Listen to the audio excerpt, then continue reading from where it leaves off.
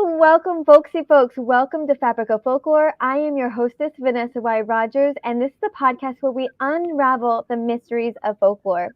And this podcast is about folklore, but more specifically, following the roots of the folklore tree, discovering what all the roots have touched and how it has evolved into the tree it is in modern times. We explore the history, context, and hidden meanings behind folk tales, legends, and mythology. We interview folklorists, authors, historians, and those who use folklore in their work, such as in episode 22 with therapist Ben Simpson. Exploring folklore isn't just fun, entertaining, and educational, but my hope is that it will act as a bridge. When we explore our own culture and that of others, we grow in understanding and empathy of ourselves and each other. This podcast is about growth and connection. So if that is a podcast that you want to continue to listen to, make sure that you're hitting that subscribe button, whether you're watching on YouTube or you're listening on your favorite podcasting platform. And if you're a longtime listener, make sure that you have consider giving us a review, giving us stars, and writing a written review that is so helpful for indie podcasts like ourselves. We have a fascinating show for you today. We'll be talking about the Dybbuk, a malicious possessing spirit in Jewish folklore. We'll be talking with the author of the upcoming book, The Dybbuk, Its Origins and History, which comes out in June 2024. So keep an eye out for that. Our guest today is the author, Morris M. Faierstein, has his PhD in religious studies and was awarded an honorary doctorate of divinity by the Jewish Theological Seminary of America. He's author or editor of 15 books and has published more than 130 articles and reviews in a wide variety of scholarly journals. He's currently an independent scholar, and he has lectured and taught in a wide variety of settings in the United States, Europe, and Israel. So thank you so much for joining us today. Thank you for having me. So I always like to ask a question at the beginning of how you got started on this journey. How did you get interested in this topic? Okay. My journey to this topic is quite long and convoluted. It started way back in 1970, long time ago, when I was a very young student. I had just graduated college and had gone to Israel to spend some time at the Hebrew University, beginning my graduate studies. Mm-hmm. Having a background in Yiddish literature and being a native speaker of Yiddish, I had heard about the famous play that was written about the Dybbuk. That is the thing that most people know about it, written in 1920 and became one of the great hits of the Yiddish Theater. Also, it's been performed in other languages. And a movie had been made about the play. The performance had been filmed in 1938 in Warsaw. I'd heard about it, but back then, before the days of streaming and DVRs and all kinds of things, the only way you could see an obscure movie was if somebody put it on in a theater or some organized group. So one day I see a sign on the campus that is one of the auditoriums, they're having a screening of this film. So I got very excited. I heard a lot about it. I went to see it. And had great hopes. From everything I'd heard, it was supposed to be this great classic, et cetera, et cetera. I walked out of the screening shaking my head. I couldn't believe what I'd seen. The reason being, you have to understand that I come from an East European Jewish background, and I'm a native speaker of Yiddish. So what did I see? First of all, with the exception of the narrator, who was sort of the main character who keeps the plot going, it's clear to me all the other actors didn't know how to speak Yiddish. You think in Warsaw, you can find Yiddish-speaking actors. Yeah. They spoke in a stiff wooden way. The clothing, just everything about it was wrong. You're supposed to take place in a Hasidic community, and it just everything.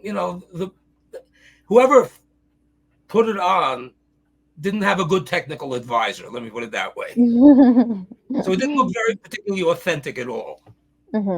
So I just walked out and I said, "This is crazy." Anyway, then we go forward 25 years. And I sort of was in the back of my mind, I'd forgotten about it. And then about 25 years later, in the mid-1990s, by a variety of circumstances, I find myself working, editing, translating a book, which was the mystical diary. It's called the Book of Visions.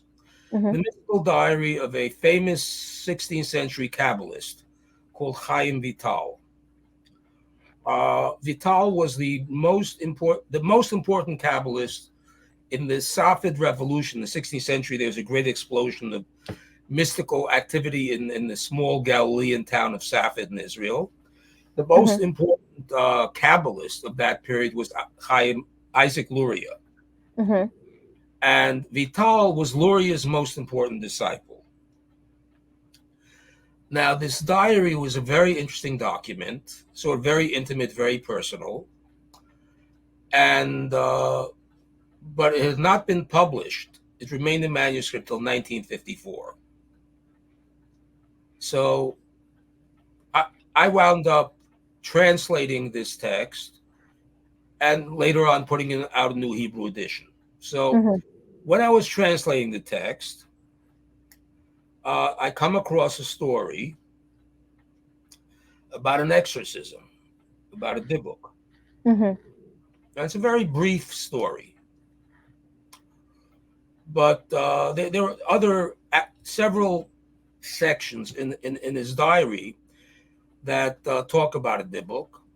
And the reason for that being, people don't realize that the first exorcism of a Dybbuk and the concept of a Dybbuk, and we'll have to explain what a Dybbuk is, because there's a lot of confusion about that, is actually takes place in 1571 in Safed. And Chaim Vital is the first exorcist. Okay. So that's what. So I wrote.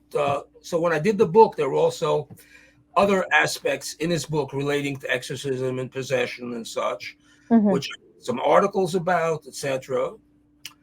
And then slowly over the years, over the next 10 years or so, I thought about it.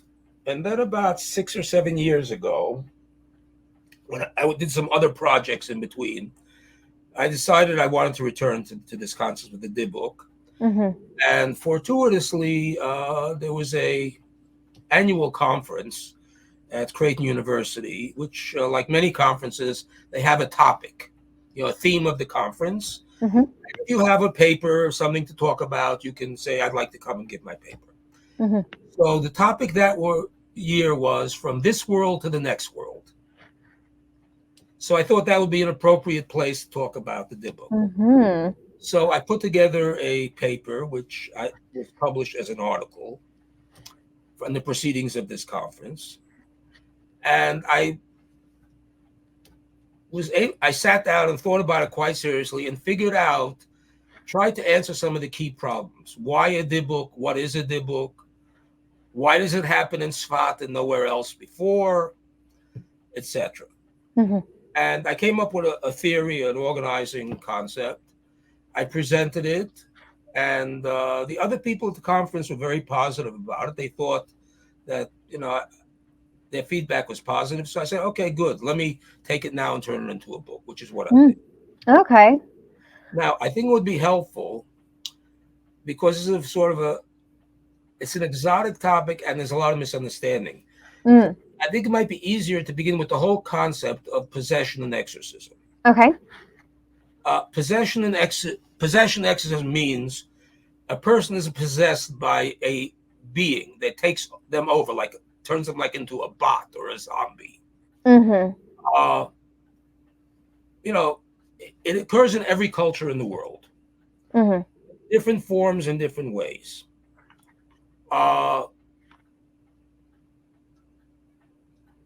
In Judaism, it's very interesting. What I did in my book, the earliest known example of an exorcism and a person being possessed, I found in the writings of Josephus, the first century Jewish writer, who wrote after the destruction of the Second Temple. In his Antiquities of the Jews, he has this story he tells that there was a person was possessed by some demon or spirit, and a Jewish exorcist by the name of Eliezer exorcised, which means forced this demon to leave in the presence of the Roman Emperor Vespasian. And he describes what he did and how he did it. It was very interesting. Now, it's interesting when people are possessed. In many cultures, it's not unusual that a possessed person, in modern terms, to translate what's wrong with this person in modern terms, often it's some kind of bizarre behavior. For example, in the case of Josephus, he says that this form of possession that this person had was what we would call epilepsy. He was having an epileptic seizure. And since they didn't understand the medical concept of epilepsy, they thought having an epileptic seizure was possessed by some demon that's forcing him to do all these strange things and, make strange noises and behaviors, etc. Other very common form of possession, what people thought was possession, in modern terms, what we would call mental illness. In other words, people who are manic, depressive, schizophrenic. In other words, anybody exhibiting unusual movement, behavior, etc. For much of human history, in almost every culture, pre-modern, pre-scientific cultures, it was not unusual to think of this as some sort of possession by the demon, by the devil, etc. And it's also very interesting that many of the different cultures, the methods of exorcism are very similar. For example, a very common one that's almost universal is to burn something like sulfur or something strong smelling and stick it under the nose of the person being possessed to irritate the demon, to let them leave, to force them to leave. Incantations, amulets, spells, all these things are all very common in almost every culture. So that that's sort of, you find that everywhere. But the Dybbuk is something very different. Okay. The Dybbuk is very unique and comes with a whole set of parameters.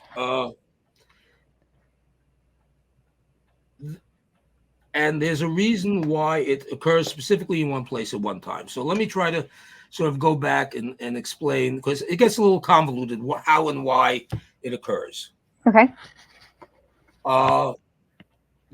There are two steps in the story. First step, there's a story in a post-Talmudic rabbinic work called Tractate Kala. There's a very fascinating story. It's a ghost story, you might say. Okay. We love ghost stories.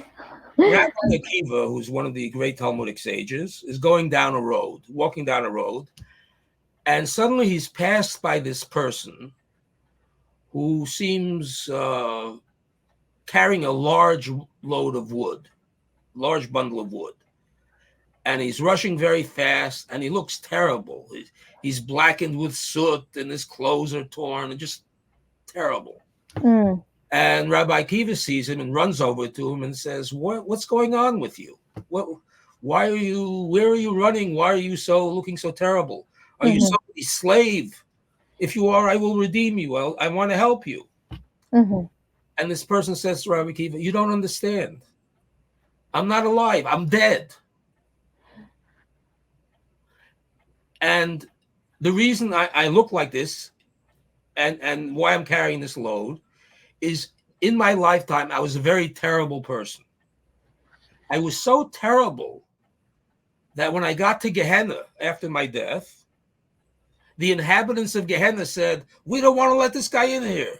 You think we're bad? This guy's 10 times worse than us." And now what? What is Gehenna? Hell. The Jewish Okay. word hell.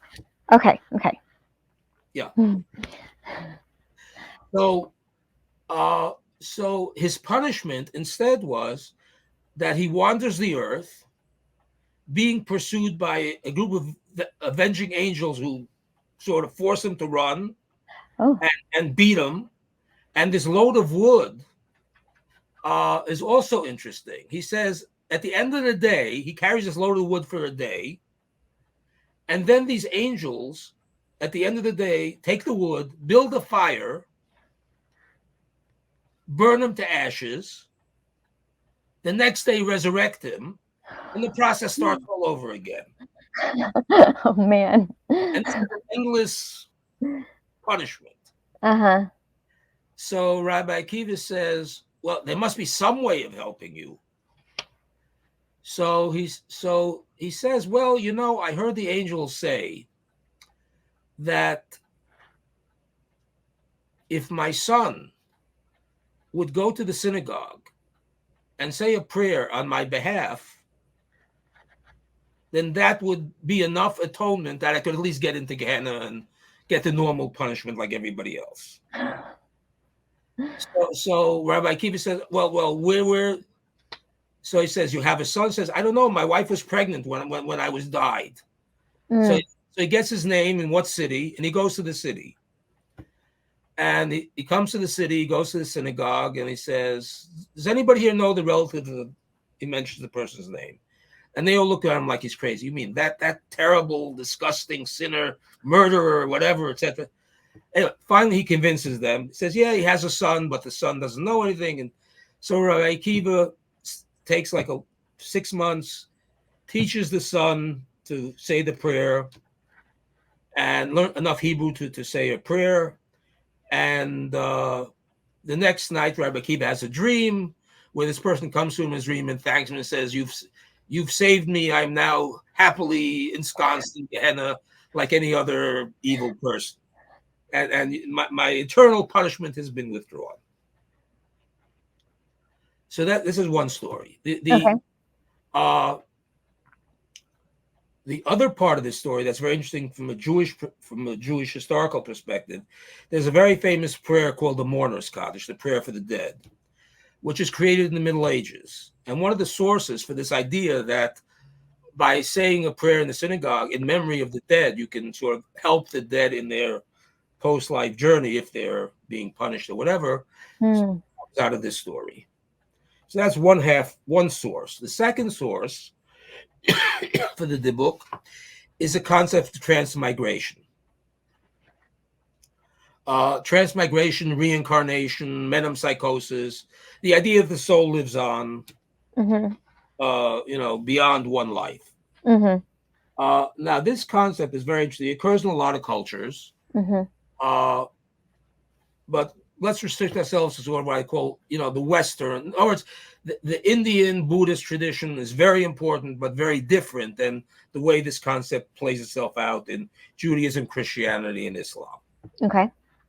And it's very interesting. It goes all the way back to the Greeks. There's a dispute between Aristotle and Plato. Aristotle says the soul only lives once. You have one life, that's it. The soul does not get recycled, so to speak. Plato says, yes, the soul can be recycled. So as a result, when we get to Christianity, Islam, and Judaism, depending on which side and which part of the religion is influenced, either they don't believe in this concept of reincarnation or they do. In other words, those aspects, for example, of Judaism, Christianity, and Islam that come out of an Aristotelian philosophical tradition reject the idea of reincarnation, whereas those aspects that accept it also accept, that come out of Neoplatonism, accept reincarnation. So in Judaism, well, let me start with Christianity and Islam very quickly. Okay. Christianity does not accept reincarnation, both Catholic and Protestant, because it's all Aristotelian. So things like ghosts and demons are not reincarnated people. a whole different category. So if you have ghosts, it has nothing to do with reincarnation. Right. Islam is interesting. Sunni Islam, the main form of Islam, Sunni Islam also is Aristotelian and rejects reincarnation. Okay. But certain aspects of Shiite Islam, like the Alawis, the Druze, and certain Ismailis, certain other subgroups, offshoots of Shiite Islam, do accept reincarnation, and it plays a very important role. For example, the Druze, who are sort of very interesting and unusual sect, their central religion is based around the concept of reincarnation. Okay. Now, in Judaism, in the Middle Ages, this question comes up, and we have a divide in Judaism also. The more rationalist, Maimonidean, Aristotelian segments of Judaism reject it. Okay. But the Kabbalistic tradition, which is influenced by Neoplatonism, accepts reincarnation, and it becomes a accepted Kabbalistic concept. And there are even various religious disputes based on certain religious ideas that the Kabbalists say certain things should be done because of reincarnation, and other people say, no, we don't believe in it, we don't do it that way. So, so the when we get to the Dybbuk, the two core preparatory ideas are, one, this notion, the story of Rabbi Akiva and the dead man, the idea that after you're dead you can be punished eternally, you don't go to Gehenna, and also the idea that there is a concept of reincarnation. So let's now move on, and all these are sort of theoretical concepts until we get to the 16th century in Safed. Can I ask you real quick what a Kabbalist is? That's a Jewish mystic. A Jewish mystic. Okay. Yeah, Kabbalah is the Hebrew name for the Jewish mystical tradition. Okay. So when we get to Safed, all kinds of interesting things happen. And as a result of some of the things that happen, these two ideas come into reality. So here it gets a little bit technical.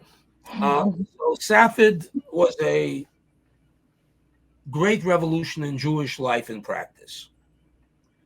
And one of the ways that you can introduce something new, there are several ways. Every religion, when you want to introduce a new idea, there has to be some sort of connection to the tradition, to the sacred texts, etc. So the two basic ways in Judaism is the authority of tradition, meaning we have traditions that this has been done forever and ever, going back to the rabbis, to the rabbinic period, to the Bible, etc. Or revelation. I heard from, in the Jewish tradition, for example, there's a tradition that the prophet Elijah never died, and he appears to people and gives them heavenly revelations. But so there's a third way, though, a Kabbalistic way, and that is a direct connection with a dead, ancient, and predecessor. Oh. In other words, that, like you might say, a meeting of souls. So Safed in the Galilee is very close to a small town called Meron, Meron, a couple of miles away. Meron is famous as being the burial place of a significant number of Talmudic figures, ancient rabbis who were sort of the great teachers of the rabbinic tradition. Okay. One in particular, called Shimon Bar Yochai, who lived in the 2nd century, died around the year 150 or so. And he is purported to be the author of the Zohar, which is the classic Kabbalistic text. Okay. Modern scholars think it was written in the Middle Ages and attributed to him, but in those days they believed that he was the author. And this was the ultimate authoritative text of Kabbalistic ideas, teachings. So Isaac Luria would go, and we have descriptions of this. He would go to the grave of Shimon Bar Yochai. It's like an hour or two walk, not a big deal. Lie down on his grave, and with various mystical incantations, prayers, would basically invite his soul to come down into Luria's body, so the two souls could meet. They would have a conversation, and then Luria could come back and say, well, I spoke to Rabbi Shimon Bar Yochai, and he says, you know, this thing in the Zohar, it says this, this, and this. He explained to me exactly what that means and what we should do in terms of practices and new practices and new traditions that they were innovating. So the authority for these new innovations says, well, I got it straight from the source, from the second century, who's an authority. Now, Chaim Vital, in one of his books, describes going with Luria to the grave. And he says, and he describes exactly what he saw and heard. He says he saw Luria lying on the grave, speaking to Shimon Bar Yochai, but he did not hear, he only heard the one conversation. In other words, he didn't hear both sides of the conversation. He only heard Luria's. Yeah. So what does this have to do with the Dybbuk? So the Dybbuk, in my theory, and nobody so far is, maybe somebody will say I'm wrong, I don't know. The book isn't out yet. So my theory of the Dybbuk is essentially, if you think about it for a minute, what the Dybbuk is, the Dybbuk comes into a person involuntarily. Because see, the Dybbuk is one of these souls that's been wandering around being eternally punished, who is looking for a place of rest. And in theory, can rest in an animal, in a stone, anywhere. But the most comfortable would be within another human being. And when he takes over the person, it's like the person becomes like a zombie. They become catatonic. And when the rabbis come to find out what's going on here, the Dybbuk speaks through the person being possessed. So what you're hearing is the Dybbuk. In other words, it's the other side. Like when Luria goes to the grave, you hear Luria's thing. You don't hear the response. Here you're seeing the other side. You're hearing the being that's doing the possessing speaking and making themselves heard. So that this idea of that two souls can be combined in one person and that there can be dialogue, people can actually see and hear it. Because when we read when the story, when the first Dybbuk happens, he enters this widow, causes a great uproar in the town. Everybody comes to see and hear what's going on, and so in a sense gives validity to these statements about, well, yes, that a great man with great mystical powers can go and converse with an ancient worthy who's been dead for 1,500 years. But on the other side, the same great Kabbalist, mystic, can also has the mystical powers do the opposite to extract an unwilling guest, so to speak. A Dybbuk. So that's what a Dybbuk is one of these dead, terrible people who's looking for a host, like a virus, say. And of course, the job of the Kabbalist or the rabbi, the exorcist, is to force him to leave. And so this is the first time this happens, is it happens in Safat. And it's very interesting. Vital talks about it in very brief terms, but then another rabbi comes 30 years later. This happens in 1570. Mhm. 1600, a rabbi from Bohemia, Moravia, near Prague. Okay. He's heard about Isaac Luria and all the great things going on in Israel, in Safed, and he wants to learn more about it. He comes to Safed. He has conversations with. There are still a few disciples who still remember that period. Most of them are dead, left, but he's still. And he writes a series of letters to a friend back in Europe, telling him about what he's seen and heard. And in one of these letters, he gives this long description of this whole story of this woman being possessed and what happened and all the rest of it. And that's really the first Dybbuk story that's printed that we know about. Okay. And what year was that? That's 1630. Okay. And then, but you said that most people who are familiar with Dybbuk are familiar with the play. Right. Now, the play is a whole different thing. So let me get to the play very briefly. Okay. So what happens, let me just briefly summarize what happens. Okay. So what happens is the Dybbuk, the historical Dybbuk. Now, let me explain what I mean by historical Dybbuk. To me, a historical Dybbuk is a Dybbuk story where I can verify that the people involved were real people, historical figures, that it was a firsthand, like the story with Vital, it was a firsthand account told by people who saw it, who heard it. I'm not judging whether they were having hallucinations or whatever, but simply that it wasn't like somebody read a story in a book and retold the story, 3 generations later. Right. So firsthand accounts is very interesting. The first one is this one in 1571. The last one that I consider to be authentic, that's a firsthand written by the guy who was the exorcist at the time of the events, is 1695. And there's about altogether, I found 11 incidents in those, I guess, century and a half. Okay. From 1570 to say 1700.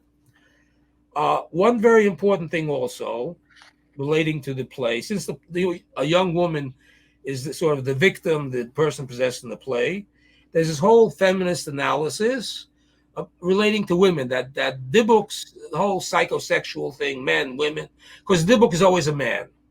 Okay. No female Dybbuks. And the possessor is a woman, so therefore there's this whole feminist analysis, etc., etc. The interesting thing is I did a little survey of all the historical events that I could find. There are 11 of them that it mentions, lesser or greater accounts. Of the 11, 6 relate to women being possessed and 5 related to men. So basically just as many men as women. Mm-hmm. This idea that's a feminist thing, only women, that's all based on the play. Oh, mm-hmm.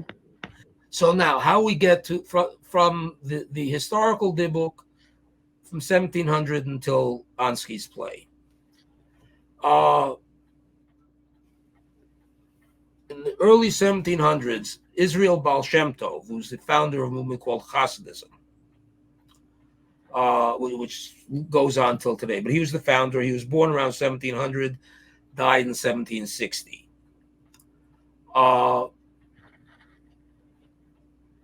The first half of his life is very obscure. Somewhere in the middle of his life, according to the traditional biography, he becomes a public figure and shows his great talents. And he's like Isaac Luria in terms of having great mystical powers and talents, etc. Okay.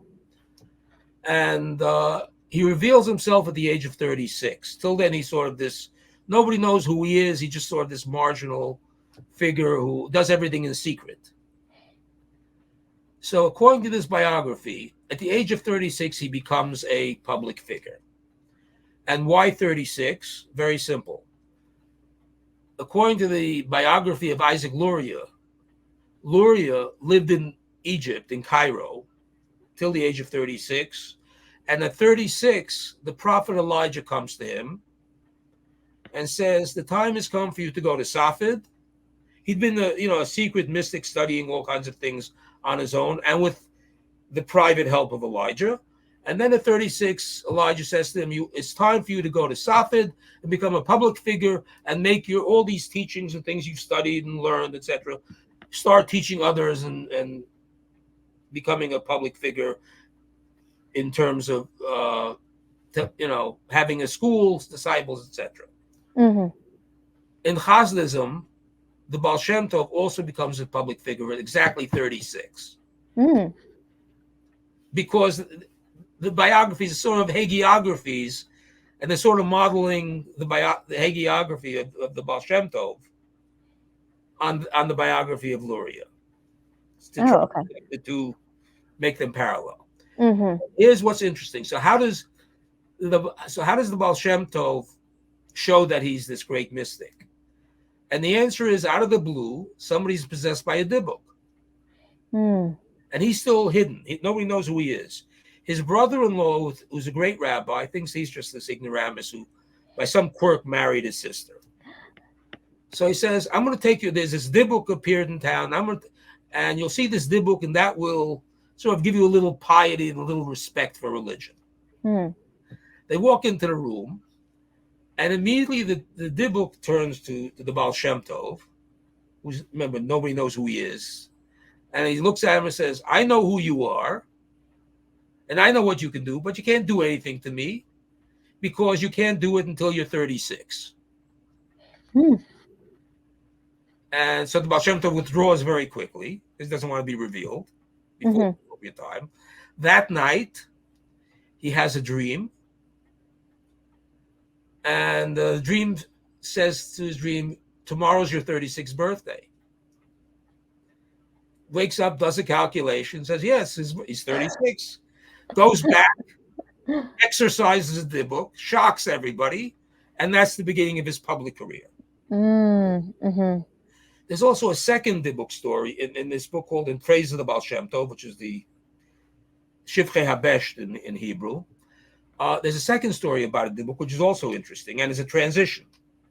In the second story, also about a Dybbuk, the Baal Shem Tov is called that a person has a Dybbuk in them, and he goes and looks at him and talks to him and says, this person does not have a Dybbuk. He's just mad. He's, mentally ill. Mm-hmm. What is interesting about this is that from then until basically the 20th century, there are no real firsthand verifiable Dybbuk accounts. All we have are stories. Mm-hmm. It becomes like a folk tale. Yeah. And what happens in Eastern Europe is, they have people who are mental problems, epilepsy, things that manifest bizarre behavior and etc. And it sort of becomes like a folk saying, he's possessed by a Dybbuk, and that's what's wrong with him. Mm-hmm. They had no other. So the idea that anybody and they have stories that are second and third hand. Like, for example, Hasidic masters, many of them tried to emulate the founder. Like, one of the amusing things was they would all smoke a pipe, because it was told they used to smoke a pipe all the time. So there were also, when you get these hagiographical collections, mostly at the end of the 19th century, when they start collecting these wonder stories about the famous rabbis, and they model them on the Baal Shem Tov, on the founder. So, of course, since he exercised the Dybbuk, you have all these stories about these other rabbis, but they're not, late hagiographical collections. They're not first-hand real stories. Mm-hmm. So it's sort of in the air. Now we come to Ansky. Ansky was a very interesting character. He was a journalist. He was a socialist activist. He was all kinds of things, a polymath. And he was also a writer.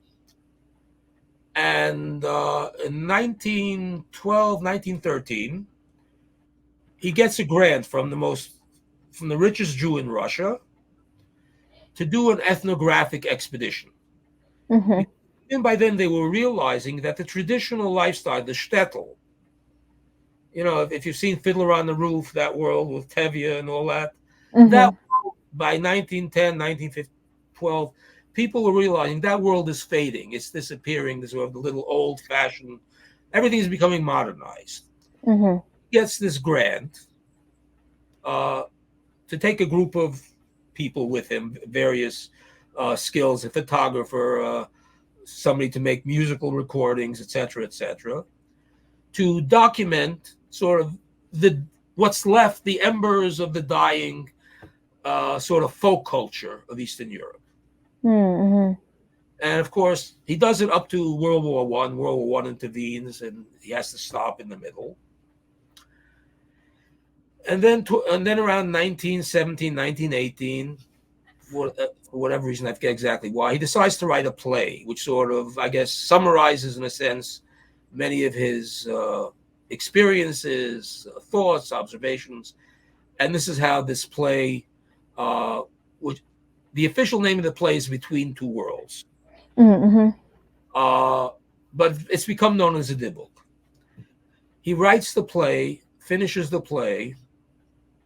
It's interesting. He wrote it in Russian and had to have, and it was translated into Yiddish. Because he himself was so assimilated, he could speak Yiddish, but his most comfortable language was Russian. Mm-hmm. So anyway, this play gets written, and he's trying to find some group or somebody to put on a performance.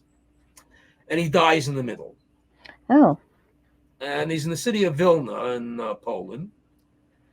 And after his death, a group of friends, there's a tradition in Judaism that you have sort of a commemoration of somebody's death on the 30th day of the death. There's stages in the process of mourning. There's the first week of mourning, then there's the first month of mourning, and then the first year. So one of the stages is the 30th day. So some of his friends say, gee, wouldn't it be great to memorialize him? Let's put on this play that he wrote. Make a special performance of this play. The play is performed. It becomes an incredible hit. Then it goes on to be the great war horse of Yiddish theater, that translated into Hebrew, into all kinds of other languages, and becomes the great classic of Yiddish theater. Mm-hmm. Through this play is how most people, people have heard the term Dybbuk, but really don't understand all the ins and outs of it. Mm-hmm. But so they identify it through the play. They see the play, and the plot of the play is really Romeo and Juliet in the shtetl. There's this. I'll very briefly. I'll give you the plot. Okay. The plot is that there are these two friends who went to yeshiva together. They're, very close buddies. Okay. And they get married. And one says to the other, if you have a son and I have a daughter, our children will marry. And they make an agreement. One of the two of them dies very young. The other one goes on. Mm-hmm. They have a son and a daughter. The father of the daughter, I think, is the one who dies. And the father of the son goes on. And then the son hears that the story and that this young lady was supposed to be his intended bride. But things intervene and she winds up marrying somebody else because he's older and richer and all kinds of things. And he studies Kabbalah. And I forget the exact details, he dies. He stars or something happens to him, he dies very young. And after his death, he becomes the Dybbuk to the young lady. Oh. He possesses her. And then there's and then the whole play goes on. And there's an exorcism and this and that. And the end of the play, they try to exorcise him from her and he refuses to leave. And the end of the story is that as a result of the exorcism, she dies too. Oh. Which is actually interesting because that's accurate. Most of the exorcisms historically in Safed and the other places, times the person who was possessed, the Dybbuk essentially kills them as they leave, strangles them, or so that part of it is actually historically accurate. Okay. But what's not accurate is everything in between.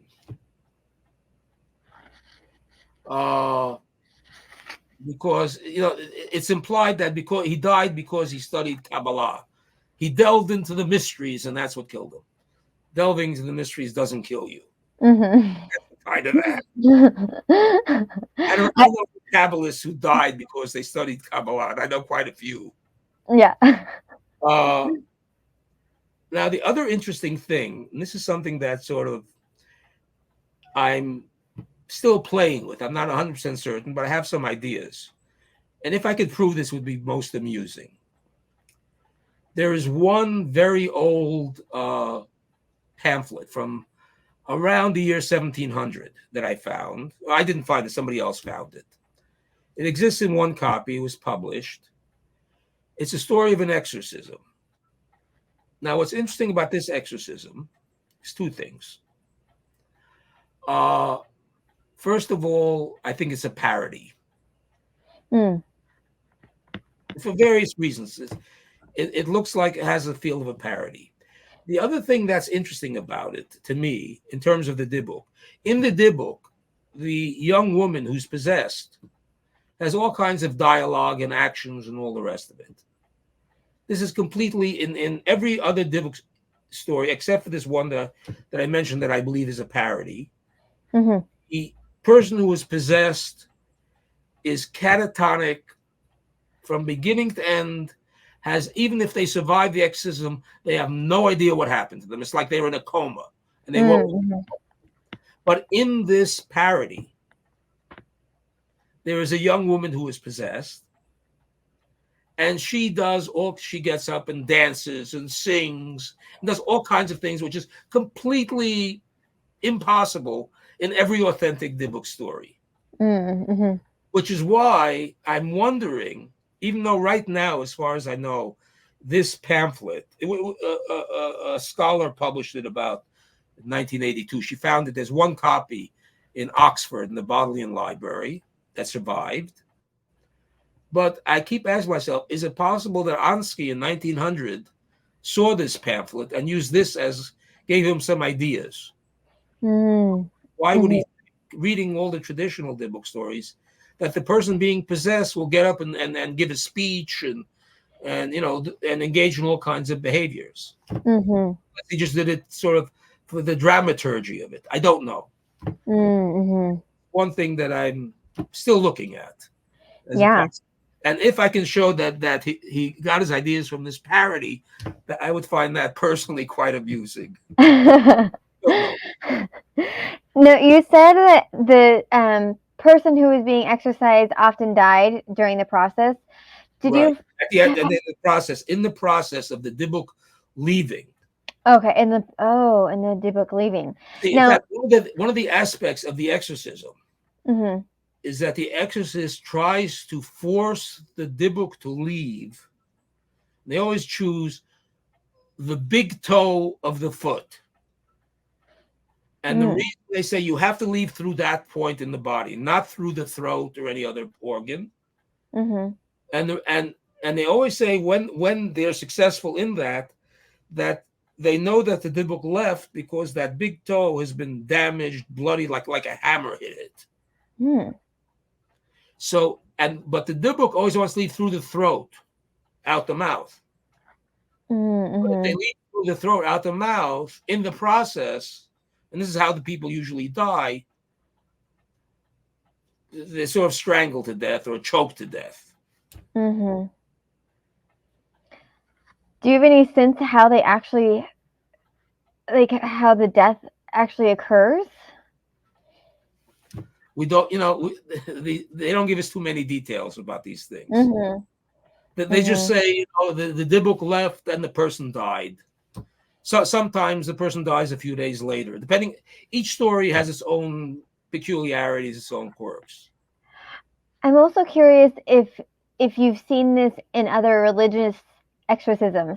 Is it common in other religious exorcism practices for the person possessed to die in the process as well? I think I'm not an expert. Now you have to remember, when you say other exorcism in other religions, in Christianity, for example, you basically talking about Catholicism, and it's not a Dybbuk, it's the devil or a demon, right? The movie The Exorcist, right? But you see the difference, for example, in the Catholic exorcism, is that it's the devil. It's not a human being. And it's sort of the battle of good and evil, God versus the devil. And it's a whole different process. And the reason why the person is being possessed, and on the surface, they look similar. But when you get to the technical details, they're actually quite different. Because the motivation is different, the being doing the possessing. In most other traditions, for example, in Islam also, you can have a person being possessed by a demon, or what they call a jinn. In fact, there's one very amusing Dybbuk story. The son of Chaim Vital. This takes place in 1666, and he writes about it himself. He was called to a person's house that this person's daughter was being possessed by a Dybbuk in Cairo. Was it Cairo or Damascus? One or the other. Right? Not important.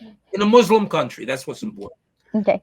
And he comes there, and he starts talking to this, what he thinks is a Dybbuk, and the person being possessed, being like the puppet under control, gets very violent and hits him and beats him and gets very aggressive. So he runs away and says, I'm not going to deal with you. It's dangerous. And then he says to the father person, are you sure this is really a Jewish Dybbuk? Maybe it's something else. So he says, consult with my Muslim equivalents, the Muslim exorcists. It turns out, I've got the whole story is in my book. By the way, one of the things I do in the book has two parts, just so people will know. The first part is sort of a narrative description of the process, the history, etc. The second half is I translate into English the primary sources, the actual texts, because many of them are in Hebrew, some are in Yiddish, some of them are hard to find, so that everybody's an expert in all these languages. But so for the interested reader, they can also be able to read the primary, exactly, the dialogue, everything, the original. So anyway, so what happens in this story is he goes to the Muslim comes, and it turns out that this girl was possessed by a Muslim demon, a jinn. So the Muslim knows how to deal with jinns. He exorcises him and gets rid of him. The next day, the girl is still acting strangely. And the Dybbuk insider says, wait a second, I'm in here too. In other words, she'd been possessed by both a Muslim jinn and a Jewish Dybbuk. And he says, call Rabbi Vital. I want him to get me out, and I want him to help me get to Gehenna and, get my repair, my spiritual salvation, so to speak. And Vital doesn't want to come, and then finally they beg him, and he comes. And Vital says to him, why did you so aggressive? Yesterday you were beating me, trying to kill me. No, that wasn't me. That was the other guy. And I'm here begging you to help me. But he was stronger than me. And when I tried to stop him, he overcame me. So here was a case of where you had in the same person possessed at the same time a Muslim demon and a Jewish Dybbuk. Yeah. And the story ends that since this was a willing Dybbuk who was willing to follow orders and wanted to be, see, because the end of the Dybbuk, if he, what they promised to do, how do they get him out? What Yeah. they promise him is that if you leave quietly, we will end your suffering, your sort of eternal wandering. We will pray on your behalf. Mm. We will do various other religious rituals, with the result that you will now be allowed into Gehenna. And one thing is very important to remember: Gehenna, unlike the Christian hell, is not eternal. Oh. In the Jewish tradition, Gehenna is sort of like what the Christians call purgatory. Okay. You go there to pay for your sins, and once you've atoned for your sins, you've served your sentence, so to speak. Mm-hmm. And the sentence depends on what you've done, how bad your sins were. But the maximum time that anybody normally spends in Gehenna is a year.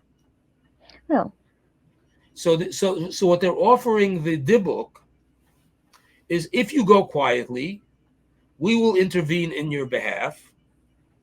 You'll get into Gehenna. You'll go to Gehenna. You'll do your sentence. You'll get your punishment, but then you go to heaven with everybody else. Okay. The incentive, but not every Dybbuk.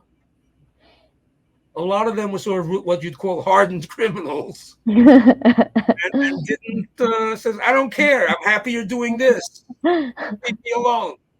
Yeah. Enjoy this life. I don't want to go to Gehenna." It depended on the individual, but that was the process. That's how they sort of, that was the inducement, that if you leave quietly Mm-hmm. and cooperate with us, we will help you in your afterlife, gain Okay. the ultimate afterlife. But even if they were willing, they needed assistance in Yes, detaching themselves? yes, Okay. yes, because they needed. Because remember the original story of Rabbi Akiva and the dead man. Mm-hmm. The dead man needed somebody else. In his case, it was his son, to do something pious on his behalf, Mm-hmm. to help him get through the doors of Gehenna. Right. In the Okay. later cases, the exorcist would say things like they would engage in all the, for example, the morning rituals. Mm-hmm. Like in one famous story, the rabbi who's the exorcist says to the Dybbuk, if you do what I tell you, I will promise you that I will follow all the rituals. I will do the mourner's Kaddish, the mourner's prayer for a year, like as if I was your son. I Mm. would study it in your memory. I would recite Psalms. I would go to the synagogue, do all the rituals that one would do for, in mourning. And some of these rituals, also, even just in general, there's sort of traditions that one does these things to help the soul achieve a higher level in heaven. Mm-hmm. That it helps the soul ascend to heaven and to ascend to a better place if you pray on their behalf, if you study religious texts on their behalf, Mm-hmm. give charity, do pious things. Mm-hmm. They get, Right. in other words, you do the pious act, and they get an eternal in heaven. They get credit for it, Mm-hmm. and this is sort of standard traditional Jewish traditional belief. So Mm-hmm. for the Dybbuk, since normally they would not have children or family to do this for them, so the exorcist, who would normally be a well-known famous rabbi, would say, I guarantee you I will do all these rituals on your behalf to make sure that you do get to the right place in the end, and your soul, you won't have to continue wandering the earth endlessly. Mm-hmm. Right. And but sometimes they accepted it, but many times not. They said, I'm happy you're here. Yeah. In one famous story, the last famous one, the Dybbuk says to the rabbi, according to what I've been told, I have 26 more years to wander, and I'm perfectly happy doing it, so leave me alone. Man. That was one of the negotiations. And he succeeded in getting rid of him, but it wasn't easy. Yeah. If it was that easy, they would just say, hey, here's your reward. You want it? And as I say, most of these Dibbukim were rather hardened cases because to become a Dybbuk, you had to do really, really, really bad things. Mm-hmm. It wasn't just your run-of-the-mill evildoer. Mm-hmm. And so for the time frame for your book, what time frame did you look at for primary sources? Okay, so I started, as I said, the first recorded Dybbuk story is 1571 in Safed. Mm-hmm. Then what I did, there's a book in Hebrew by a scholar called Gedalia Nigal about 25 years ago. He did something very interesting. He collected every Dybbuk story that he could find up to the present, up to the 20th century. Okay. But the problem from my perspective was he was not critical. In other words, like if he saw a story in some hagiographical collection of stories about great rabbis, Mm-hmm. and he said 100 years ago this rabbi exercised the Dybbuk, and the story would follow a standard certain, like folklore stories that they have to follow a standard pattern Mm-hmm. that's been repeated many times. He would just Mm-hmm. add it. So I decided that I would only deal with stories that I could verify Mm-hmm. the people involved were real people, that the account was contemporaneous or at least close enough that something happened. Okay. I mean, I don't want to judge, was this really there, happened, or people imagine, but there's a contemporaneous account of some incident happening, as Mm-hmm. opposed to just a story that I heard a story from Rabbi so and so that 100 years ago, the famous rabbi. You understand what I'm saying? Yeah. So the transition, in a sense, is the stories about the Baal Shem Tov, Mm-hmm. the founder of Hasidism. He lives in 1730s, is when it supposedly happened. It's not published until 1814, but I see that as that's the transition from the historical events to these sort of hagiographical stories. Mm-hmm. Yeah, add one other thing that you'll find interesting. There's another approach, of course. Mine is very sort of academic, scholarly. Mm-hmm. There are also folklorists who've written about this from the using the methodologies of folklore and anthropology. Mm-hmm. One in particular is an Israeli scholar called Yoram Bilu, Bilu, Yoram, his first name, Yoram Bilu, Mm-hmm. Bilu. He's an anthropologist. Okay. And he's also written, even though he's Israeli, he's written in English. And the reason I mention him specifically, because he has written about modern stories, 20th century stories about possessions and exorcisms. Mm-hmm. One very famous case, I want to say maybe 20 years ago, something like that. There was I think it was Moroccan or anyway, a modern contemporary Kabbalist in Israel who wanted to show how great a Kabbalist he was. He found a woman who he claimed had been possessed by a Dybbuk, and he was going to exorcise the Dybbuk, and he had it filmed. There's a film of his exorcism. Uh-huh. And of course, he successfully exorcises her. Mm-hmm. The problem is that about 6 months later, several journalists did a little investigation and discovered the whole thing was a fraud. Mm-hmm. Show. And why did he do it? Very simple. For fame and money. Right. to show how great a mystic Kabbalist he was, to Mm-hmm. get customers for his amulets, for his, mystical consultations, whatever. Mm-hmm. That's an interest. I don't remember if you might find it on YouTube somewhere. Okay. But if you're interested in sort of scholarly, uh, from a modern anthropological, which is very different from my perspective. Mm-hmm. There's Bilu, and I think one or two other scholars of folklore wrote about this, but they write about it from sort of different methods, social scientific methodological approach. Mm-hmm. I don't have. I'm basically a historian, a student of Jewish mystical texts. Mm-hmm. So I approach it in a somewhat different way Mm-hmm. they would approach it. So, but different way of looking at the same thing. And also, I end basically with the Baal Shem Tov, which was 1730, Okay. and they would pick up stories in 19th century, 20th century, because there are stories.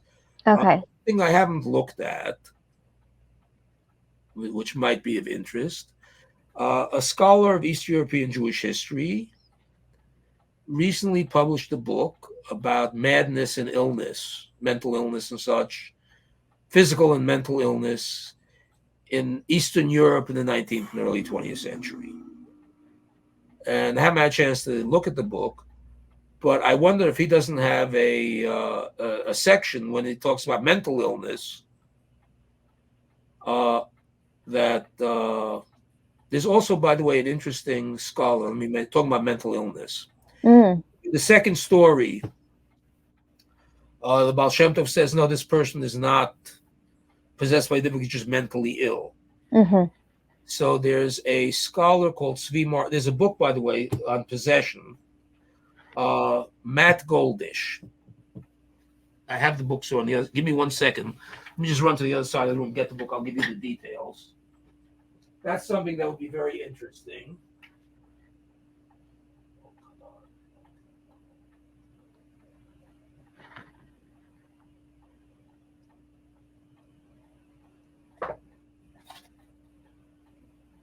Yeah.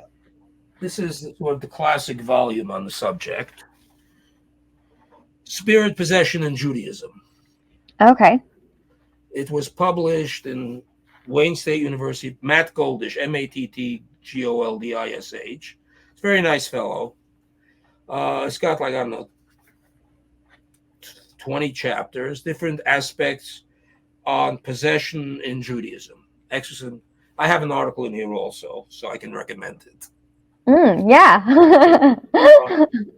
But this is also very interesting. So in here, one scholar called Zvi Mark has an article taking this idea of this Dybbuk story where the Baal Shem Tov says he's a madman, not a Dybbuk. And he has a whole very interesting article on the connection of madness and such relating to possession, exorcism in the Hasidic tradition, following up on that, into the 19th century and such. So that's another interesting resource that for anybody who's interested in the subject. This is probably the most comprehensive book that I'm familiar with, and really the only major one that's been written on the sort of anthology of articles on possession, exorcism, and Judaism.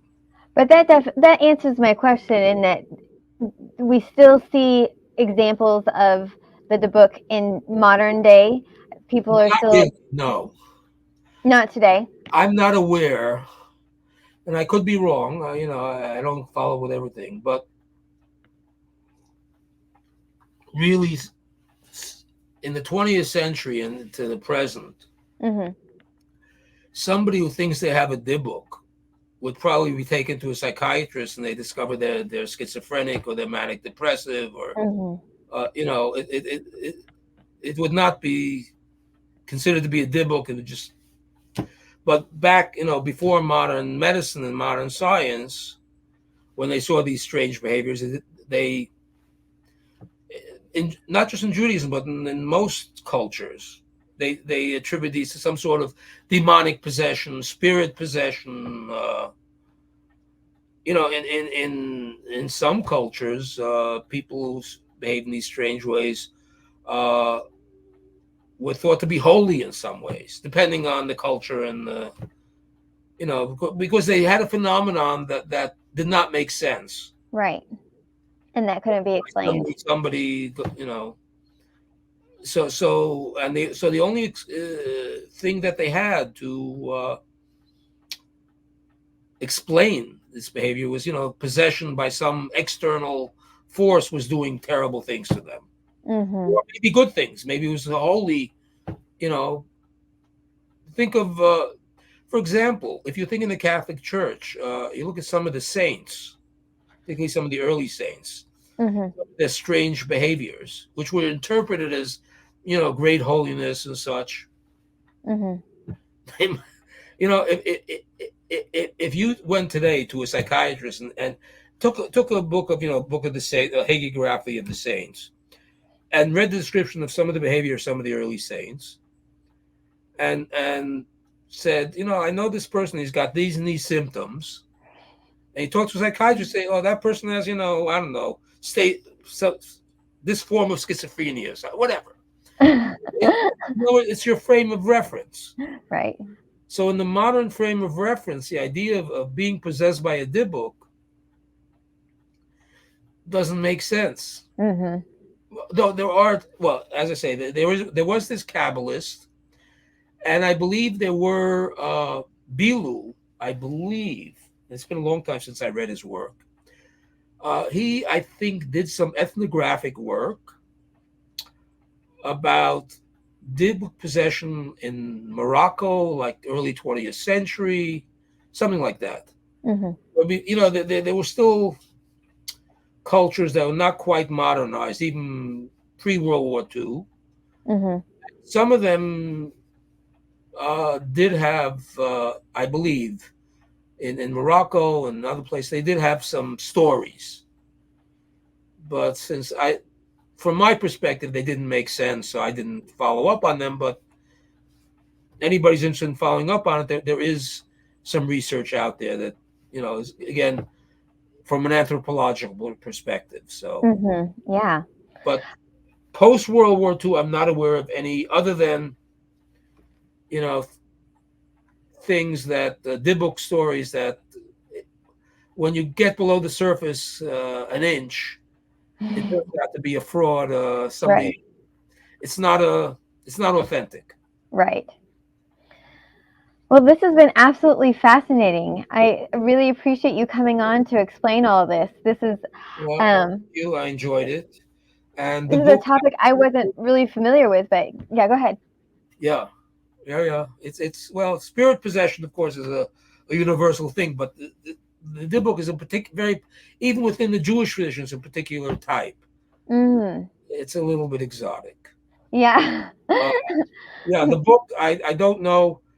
I've done everything. It's in the hands of the publisher, and I saw that this week, the first time they put it in their list of forthcoming books. So, well, we'll put the link up on our show notes for anybody who's interested in getting it, and so they should be able to. I mean, I think you can pre-purchase it at this point. So I don't know. I just saw it. I don't know if it's available for purchase yet, or once I finish my thing and it gets to the hands of the publisher, it's out of my hands, and I have to wait for them to do whatever they do. Their thing. Well, thank you so much. I really appreciate it. Thank you for inviting me, and I appreciate it. It was very interesting and enjoyable. And thank you, folksy folks, for joining us on this spirit-possessing journey. We want to hear from you. Did you know about the Dybbuk before this episode? What did you learn from today's episode? If you're watching on YouTube, drop us a comment down below, or you can continue the conversation on our Facebook group page, where we like to hear from our audience members. You can follow us on most social medias, Facebook, Twitter, X, Instagram. If you haven't subscribed, make sure you do that so you're getting the weekly episode notifications every week. And if you're enjoying the show, like I said before, please consider reviewing and giving us stars. That really helps indie podcasts like ourselves. Thanks for unraveling the mysteries of folklore on Fabric of Folklore. Once again, I'm Vanessa Y. Rogers, and until next time, keep the folk alive.